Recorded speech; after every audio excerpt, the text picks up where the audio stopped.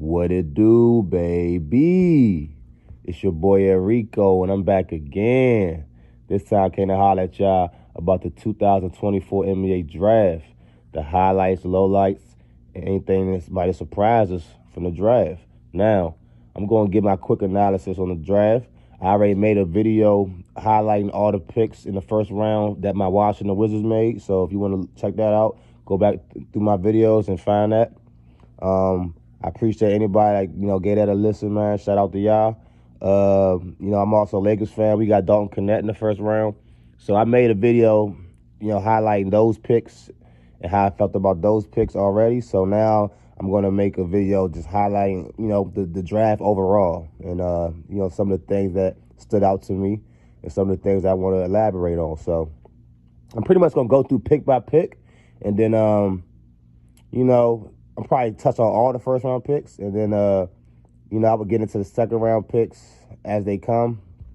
We definitely got I got a story for y'all about Kyle Filipowski, the big man from Duke that got drafted to the Utah Jazz in the second round. So I'm going to talk about that, and of course, we was always anticipating where Bronny James is going to go. Bronny. Now, I ain't gonna lie. Watching Bronny, looking at Bronny these last couple of weeks, I'm becoming more of a fan of him. Now, I don't think it's really because of his basketball game. I actually think it's because just the guy he is, the player. I mean, the young man, and the fact that I really watch and notice and know that this guy's dad has kind of put him in a bad position for real. As far as, the media and the expectations coming into the NBA, obviously his life, he did not put him in a bad position. He put him in a spectacular position. I'm not talking about that part of it. I'm talking about just specifically entering the NBA. He put him into a tough position as far as you're not going, the respect of your peers. You're going to have to really work hard to earn their respect. They're going to always look at you with the side eye like you only here because you're daddy. It's just the optics of we brought J.J. Redick in because of him. Basically, LeBron got J.J. Redick in here. Basically, LeBron got Bron in here. It's kind of like, too much of that. We're going to rub people the wrong way. So I kind of feel sorry for the kid because of that. I remember vividly Lonzo Ball first game with the Lakers and how Patrick Beverley just made it his personal mission to terrorize him and torture him and literally start yelling at his dad in the crowd like, it's because of you, it's your fault and all that type of stuff. I feel like some of that energy might be coming towards Bronny. So I feel sorry for him because of that. But just overall in the pick, we all knew it was coming. I'm not going to lie. It's pretty disgusting. And I'm not going to sugarcoat my words. I never do. Anybody listen to me, I know I don't sugarcoat.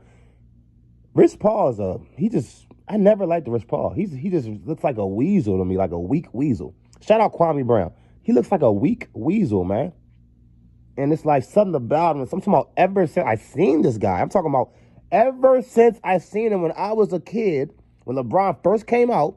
I was a young man, young teenager kid, whatever the hell I was.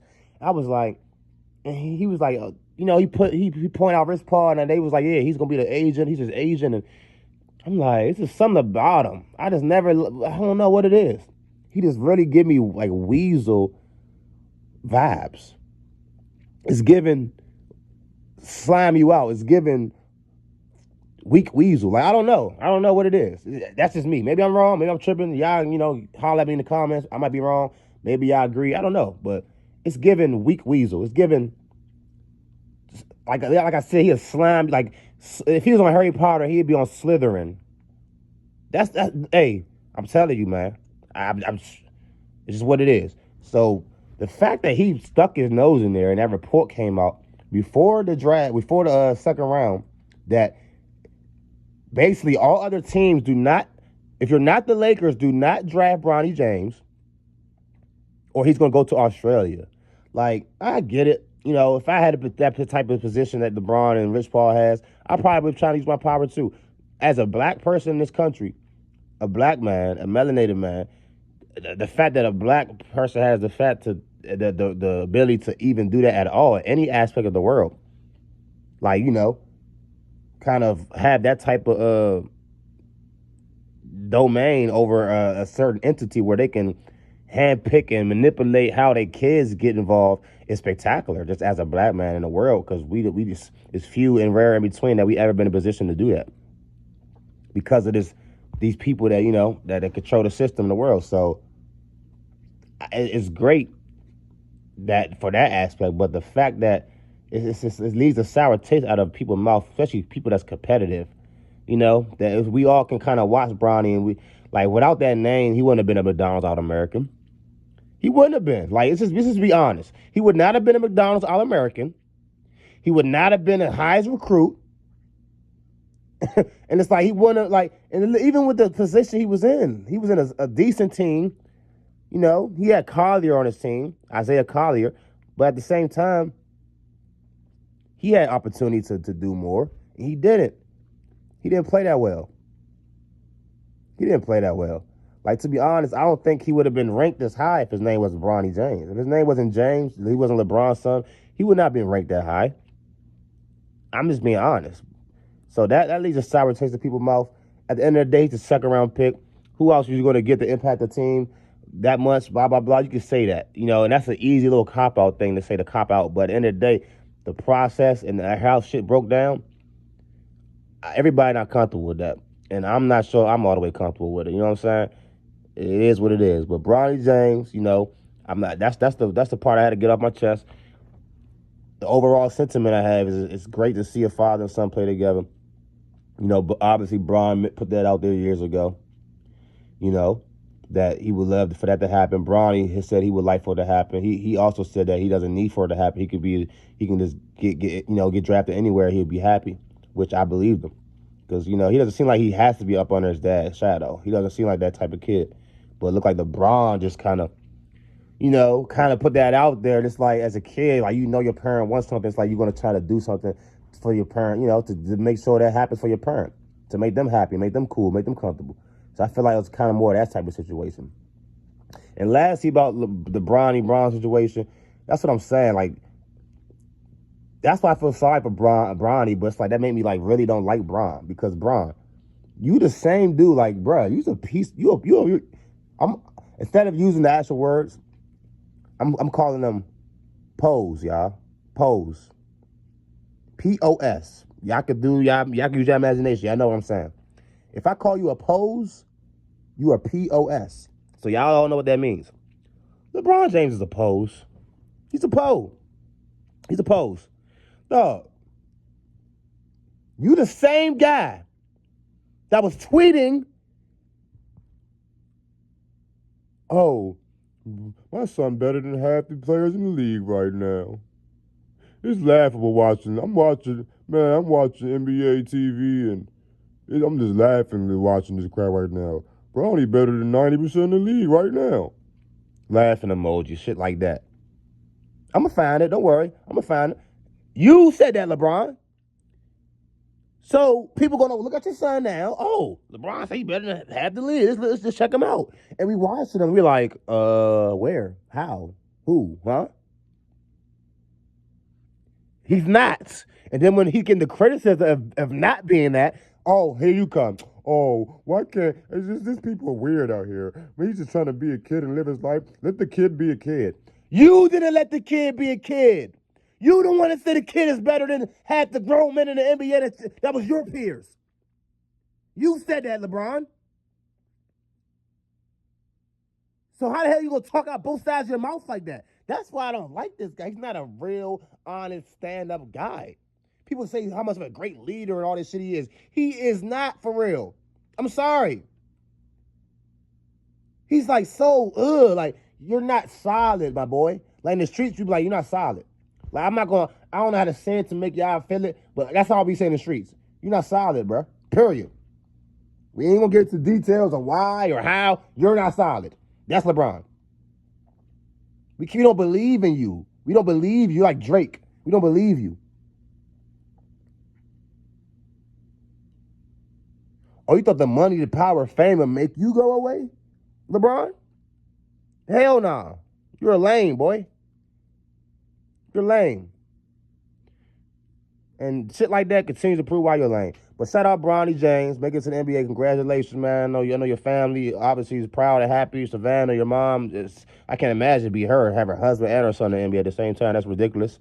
Shout out to the James family for that, man. Y'all are a strong, great, black family, a great example for all of us. You know, every person in the world. You know, y'all handle y'all business for the most part. Nobody perfect, but y'all carry yourselves well, and you know, to much prosperity to y'all, man. Congratulations. So shout out Bronny James. Got that out the way. Okay, so now I'm reading this article from CBS Sports. So everything I'm about to start reading is from Cal Boone and Adam Finkelstein. Cal Boone and Adam Finkelstein from CBS Sports. So shout out to y'all. I'm fair use. I'm just reading this article, you know, to highlight some of these things. Fair use, fair use. I don't want no smoke. So this is what they wrote. Like I said, Cal Boone and Adam Finkelstein from CBS Sports, NBA. Okay. Yeah. The first two-day NBA draft in history is in the books. After Wednesday night's round one gave us some surprises, some trades, and some Laker buzz, Thursday night's round two promised even more of all those things. It didn't exactly promise Bronny James, but the son of the greatest active player was indeed selected at number 55 by his father's Lakers. Kyle Filipowski, Kevin McCullough Jr., Jamal Shead, and Johnny Furphy were some other notable names selected on day two. Whoa! Kyle Filipowski. Whoa! I just seen a story about Kyle Filipowski. Oh my stars. Oh my stars. Now, apparently, y'all, this is alleged. I don't know if it's to be true or not yet. I didn't see anything myself. So I'm not trying to, assume anything. But there's a story about Kyle Filipowski and why he dropped into the draft the way he did. Apparently, Kyle Filipowski of Duke University, the big Cal, you know, he was a center for Duke last year. He was a first-round prospect. You know, he's 20 years old. Everybody thought he was going to be a first-round pick, and he was sliding in the draft. People didn't know the detail. We didn't really know why. I didn't know why. I wasn't up in the loop in that way. But this story has just came out, and shout out to Duke University. Man, when y'all really want to hold one of you guys down, hold one of your guys down, quote unquote, your guys. When you want to hold one of your guys down, y'all did a hell of a job making sure this story never came out. This story did not come out to the day this guy got drafted, after he got drafted. But apparently it was kind of being buzzed around within the circles of the NBA, so they kind of knew about it. But the media somehow did not know. But I just know if it was like another type of person, like something like this, would have been came out. But that's another story another day. Anyway, Kyle Filipowski, Duke alum Kyle Filipowski. This is a story. Now I'm reading this story from. So I'm gonna go back to the CBS Sports article. But right now I went to a site called Page Six. So this is Page Six. Shout out Page Six, and this is written by Nikki Cox. So Page Six. Shout out, fair use. Nikki Cox. This is from Nikki Cox of Page Six. This is Nikki Cox from Page Six, y'all. Duke alum Kyle Filipowski's family claimed that his fiancee, Caitlin Hutchinson, quote, groomed and forced a wedge between them and the NBA newcomer.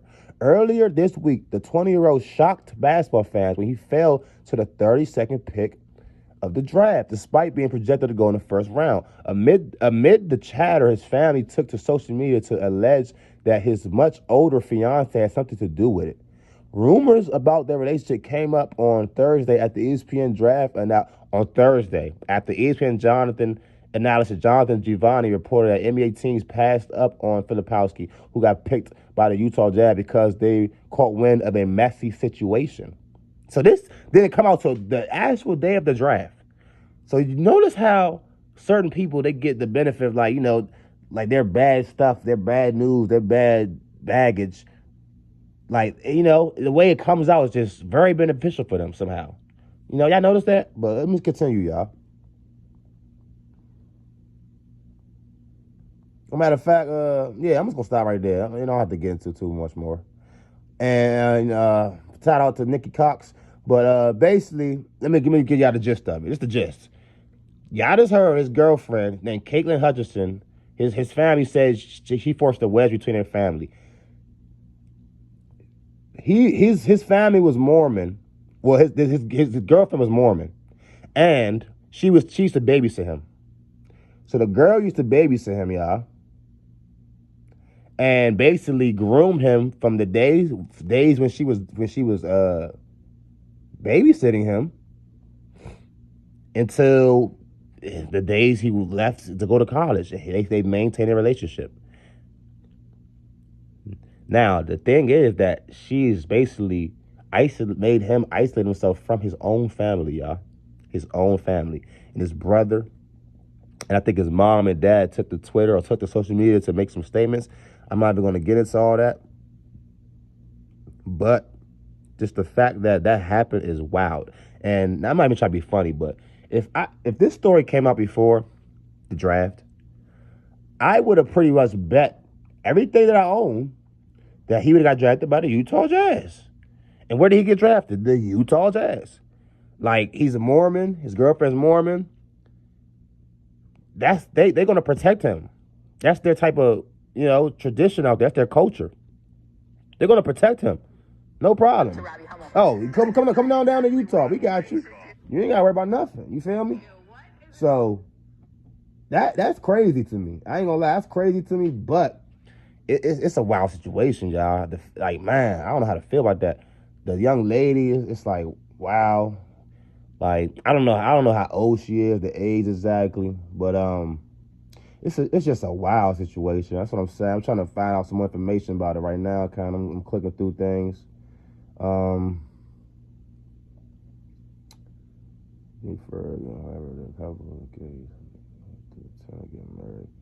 Okay, yeah, so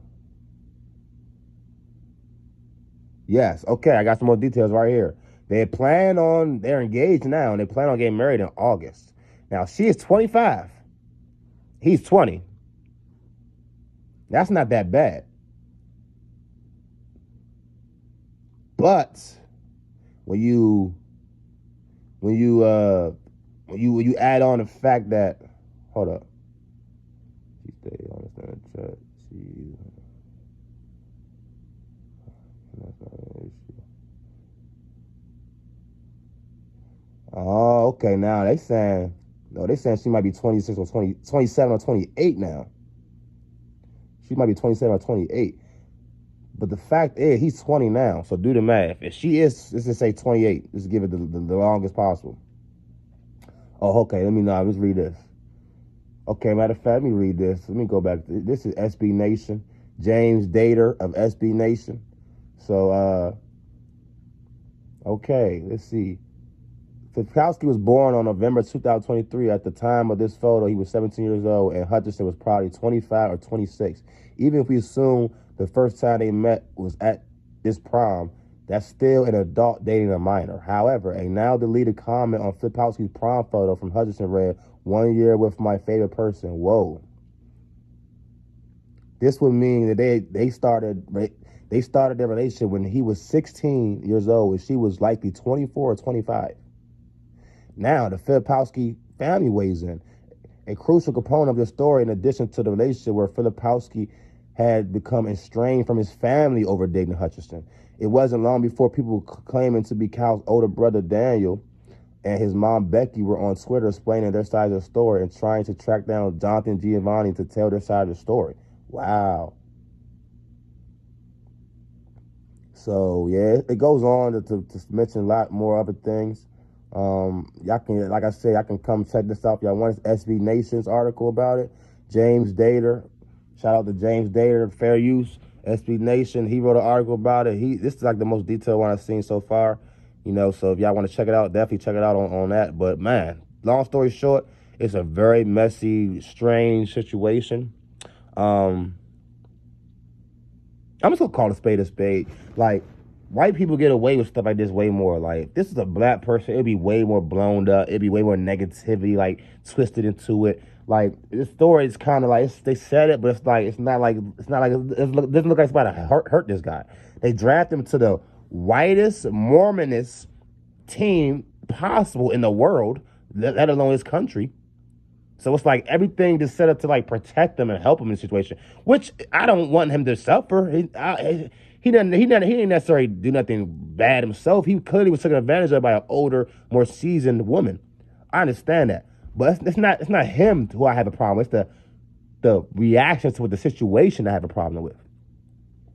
The fact that it doesn't seem like, it's just like I don't feel the energy would be the same if it was another type of person. And y'all already know what the hell I'm getting at. And that's the only thing I have a problem with. But this situation is wild. And I wish I would have knew this. I'd have bet my life Utah was gonna bet that boy. I'd have put everything on that. I'm so mad I missed that shit. But anyway, that's the wild situation, y'all. Kyle Filipowski, he fell to 32, and that's why, apparently. So, man, the second round was definitely for the surprises right there. Okay, I'm gonna go through the picks real quick.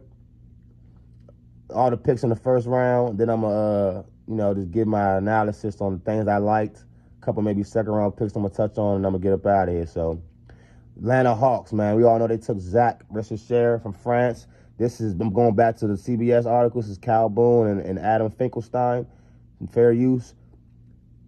This is what they said about the first pick of the draft this year to the Hawks, Zach Richer. It's a solid but unspectacular. It's solid but unspectacular. But that's what you expect in this draft. Richer is a 3-and-D prototype, which you hoped for more from a number one overall pick. But that's what you're getting in this class. The better course of action would have been trade down, but that option didn't seem to present itself for the Hawks. The grade they gave was a B. Number 2, Alex Sarr. This is what Sarr wanted. He wanted to be with the Wizards, and the Wizards wanted him. Many thought he was the best prospect in the draft because he's an exceptionally mobile 7-footer who can play on the perimeter. But the worry is his lack of physicality. He's going to need to put on 20-plus pounds of muscle to do what he wants to do on the floor. And I also don't fully trust the shooting from 3, which will likely be a skill for him to hit on. The grade was B+.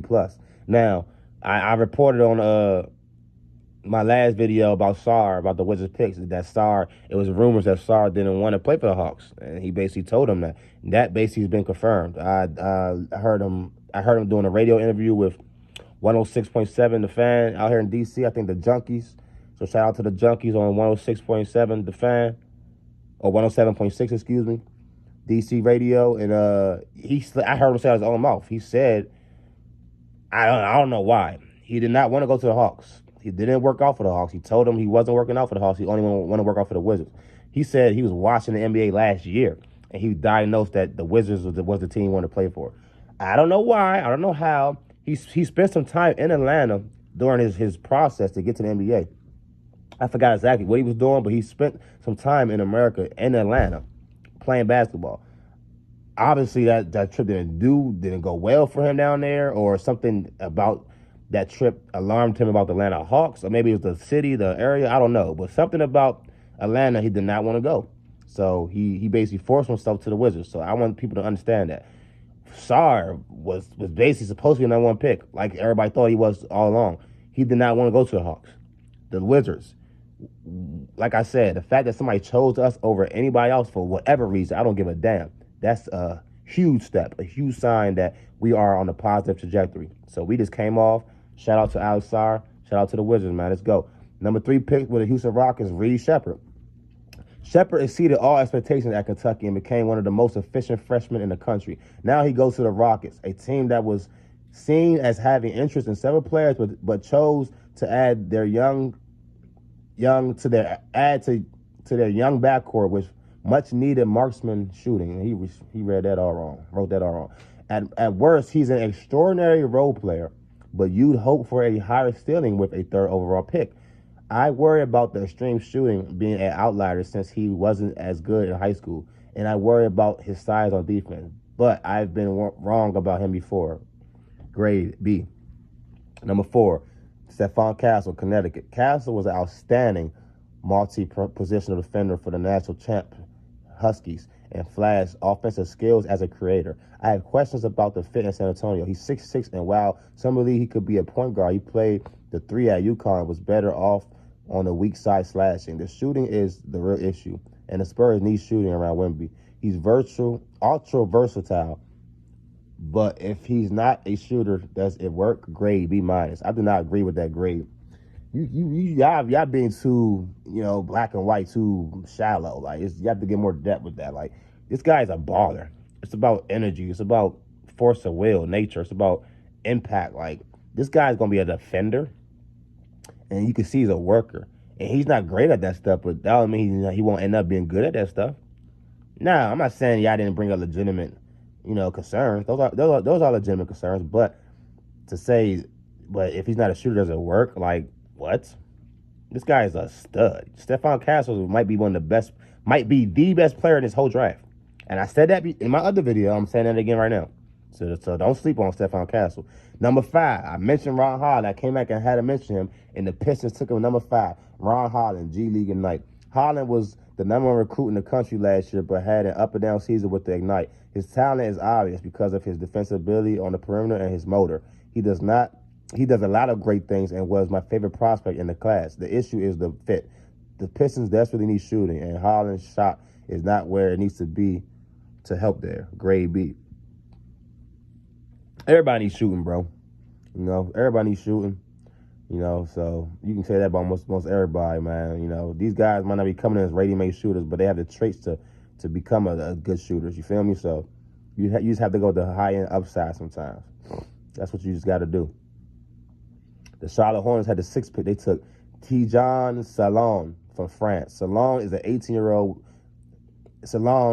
years old, has a terrific build, a high motor, and shooting potential on top of it, especially on a Charlotte team that needs a 4-man more than anything else. It's contrary to a lot of people's takes, but he has terrific potential with his physical tools. They gave him a B+ for that one. Trailblazers number 7, Donovan Klingman. This is a best case scenario for Portland. There was real talk that he could go number 1. There were teams trying to trade up for him, but the Blazers always wanted him, and he fell to them at 7. He's a defensive monster with his size, rebounding, and shot blocking, but we don't talk enough about his offensive potential with his slip passes and ability to put on the floor. And I believe that shooting could be around the corner.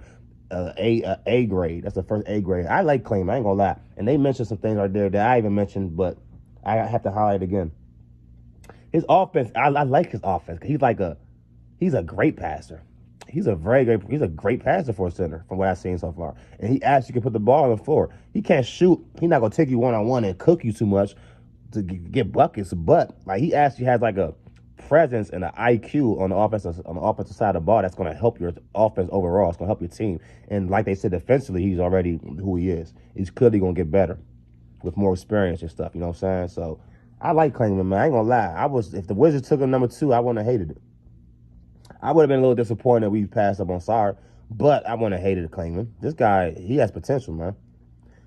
Number 8, the Timberwolves. The Spurs selected, that's why I said the Raptors. This pick was originally from the Raptors, then it went to the Spurs. So the Spurs made the pick, number 8, but they traded his pick to the Minnesota Timberwolves. Number 8, Rob Dillingham, Kentucky. This was a really high-risk, high-reward pick from Minnesota. Was traded for the pick during the draft from the Spurs. Dillingham is a dynamic offensive talent, but comes with questions, particularly about his size and defense. He was rated in the bottom 1% for most of the season as a defender until he fell to the 0% by the end of it. The things he could do with a basketball cannot be taught, but he needs to get his body to an NBA level. But it's worth noting that he makes a lot of sense as a secondary creator next to Anthony Edwards, one of the true rising stars in the league. It's a B grade. I'm going to definitely come back to Rob Dillingham. It's probably my last breakdown, man, because, this is going to take too long. So my last breakdown was Zach Edey, number 9, Memphis Grizzlies, man. This is a pick where beauty is in the eye of the beholder. Nobody cares what Edey did in college in terms of Edey's decorated trophy case, but they do care about your rate of improvement. And Edey improved every single year. He's massive, so big that it can actually hurt him on defense because he will be attacked on ball screens. But he's massive. He's a worker, and he's improving every single day.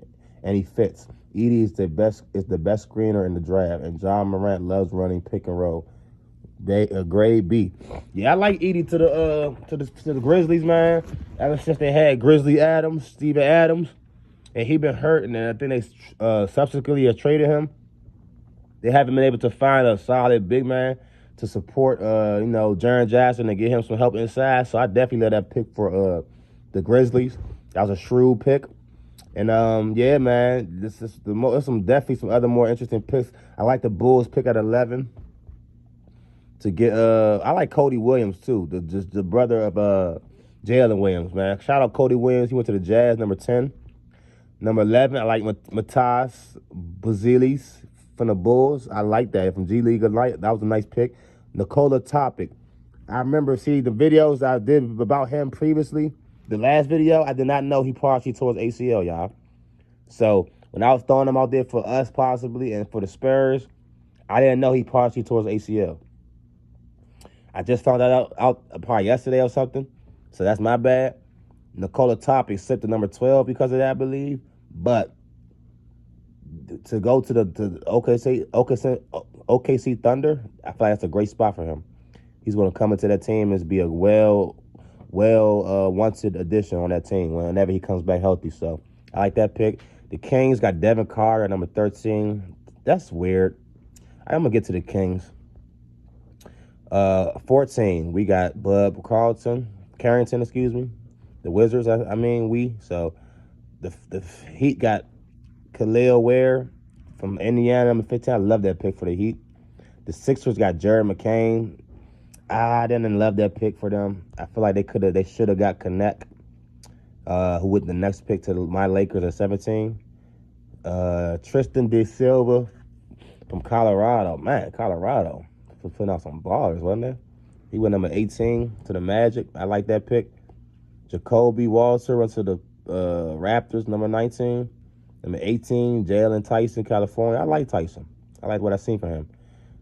New Orleans got themselves a big man from Missy from Baylor. The Nuggets got Deron Holmes from Dayton. The Bucks got A.J. Johnson. A lot of people I see questioning that. Number 24, my Wizards got Keyshawn George. I like that pick a lot.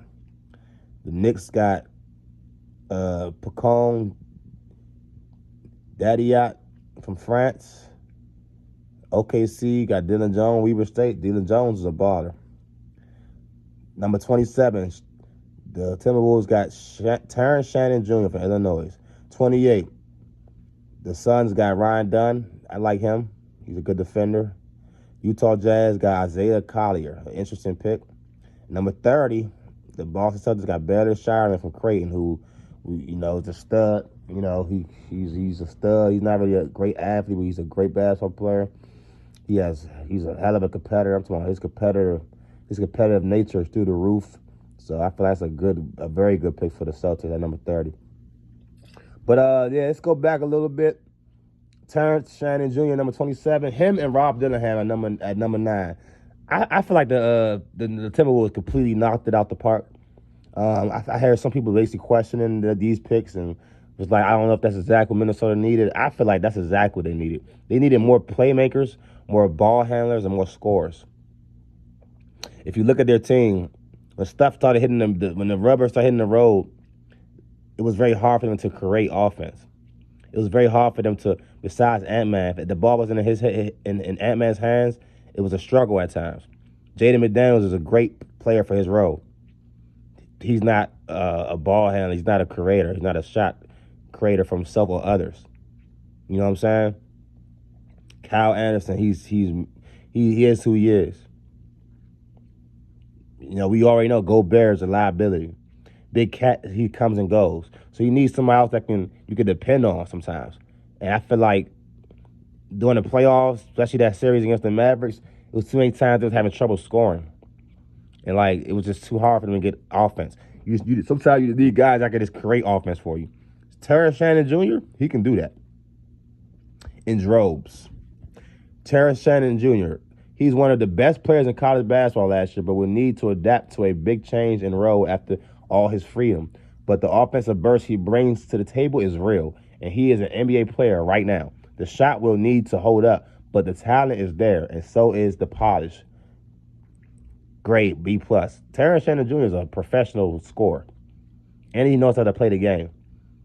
I like his ruggedness, like the way his physicality. He has that good bravado that I feel like will fit very well next to Ant-Man, as well as Rob Dillingham.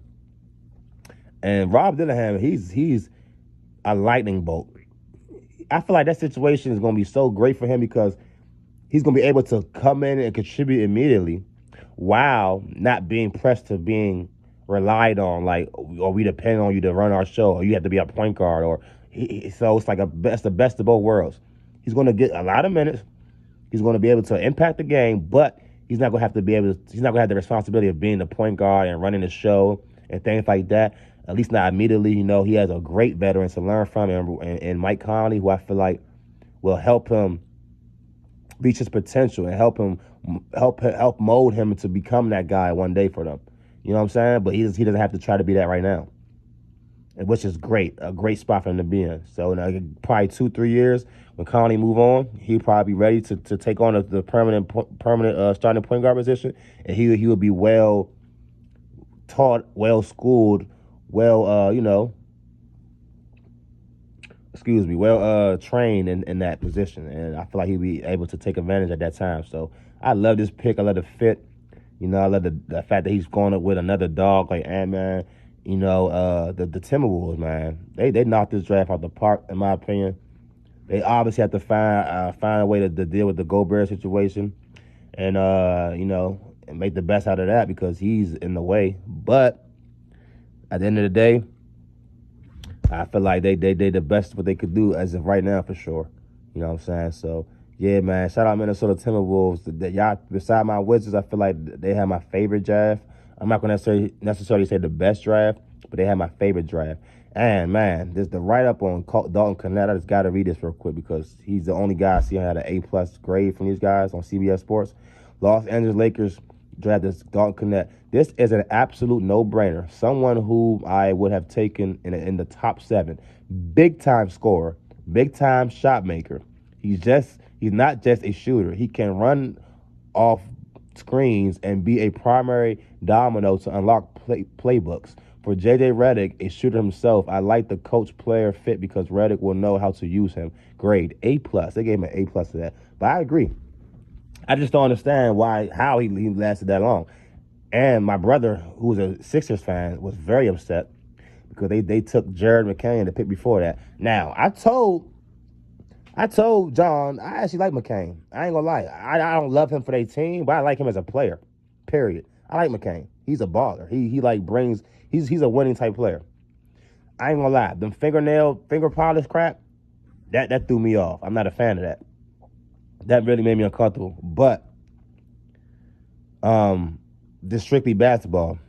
I like McCain. Do I like him more than Knecht on their team? No, I do not, because they lost Tobias Harris because they just don't have enough wing depth to me. They don't have enough size to me. So I feel like Knecht would have been way more advantageous for Philly more than another smaller guard. You already have Melton. You already have Kyle Lowry. You already got Maxey. So now you about to get McCain. Like, okay, I guess. I mean, how many little dudes you want out there? I get it, but how many little dudes you want out there? That's all I'm saying.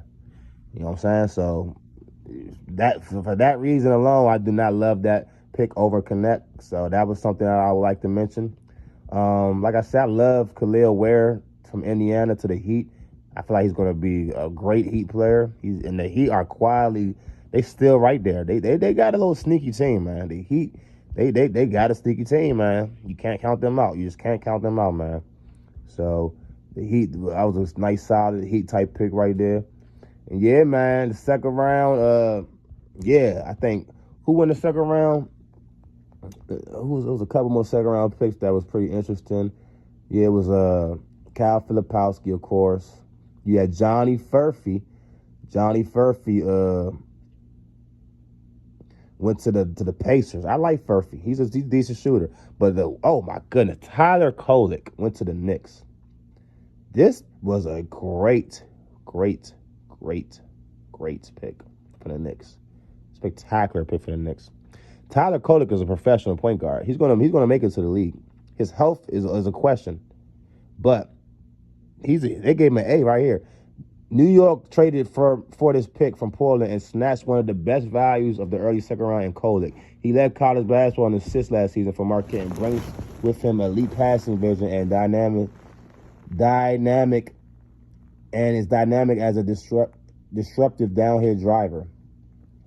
he could be a viable backup right away in New York, though some health questions lingered. They don't have a true backup point guard. And that's what I'm thinking about. That's why I just said that's a great pick. Spectacular pick. And I'm surprised because the Bucks had the 33rd pick. He went 34. The Bucks had the 33rd pick. And I believe Marquette is in Wisconsin. Am I right? Am I correct? I think that's right. I think Marquette is in Wisconsin. And you could have got him right there, Milwaukee. I feel like y'all could definitely use another backup point guard. But they didn't go that way. They went and got Tyler Smith from G League Ignite. He's a guard, but they gave him a C+ grade over here in CBS. And the Knicks got an A for Kolek. So, Furphy to the Pacers, man, via the Spurs. They got an A grade, number 35. Furphy's a shooter. I thought that's a good pick for them. Very good pick for them. I'm scrolling down the list.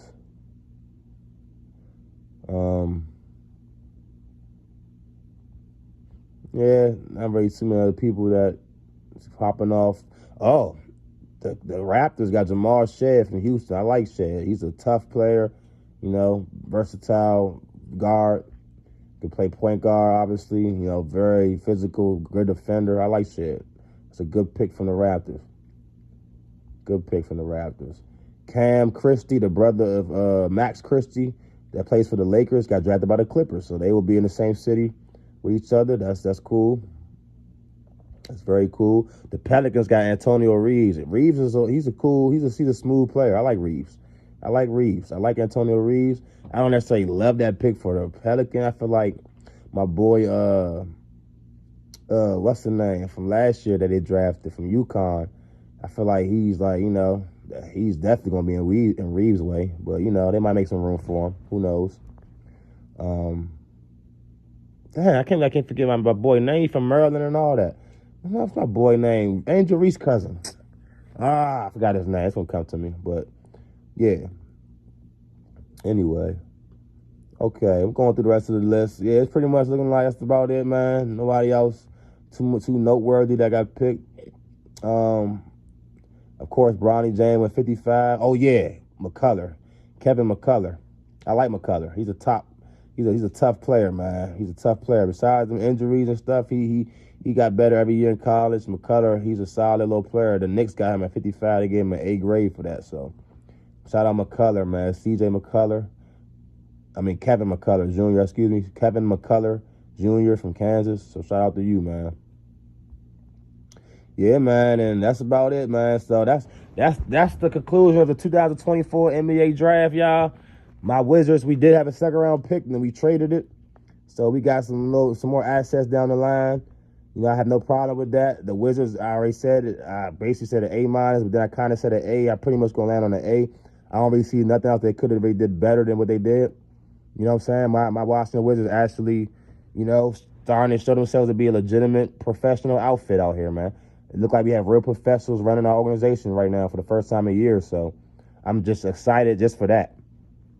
Not necessarily, saying that we have the best draft picks ever, but just the fact that I feel like we made the right picks and we're moving the right way just gives me excitement, man. It gives me hope. It gives me hope for the future, man. So shout out to my Washington Wizards. Shout out to my Lakers for getting connect. Both my team basically got an A in the draft. The draft overall was, full with surprises, full with some, unexpected things. The Kyle Filipowski story was wild. Bronny James going to the Lakers was expected. And, pretty much everything else, man, it is what it is. So shout out to my Wizards. Like I said, man, I had an A draft. I couldn't ask for no more. The Lakers, y'all did a good job. I covered the rest of the league and give y'all my opinions and thoughts about the picks and the draft. So thank y'all for rocking with your boy Enrico. And this probably been my longest show yet. So I appreciate y'all for rocking out. If you still here listening to me at this point, you really, really mean a lot to me, man. I appreciate you for hanging in with me, man, giving me a listen to, giving me your energy, giving me your ears, man. I appreciate it all. So like, comment, subscribe. Definitely comment. I love the back and forth in the comment section. Any traffic on my channel helps my channel grow. So anything counts, man. Everything counts, and I appreciate it all. So it's your boy Enrico. Y'all stay blessed out there. Make it your best time till next time. Y'all already know. Peace.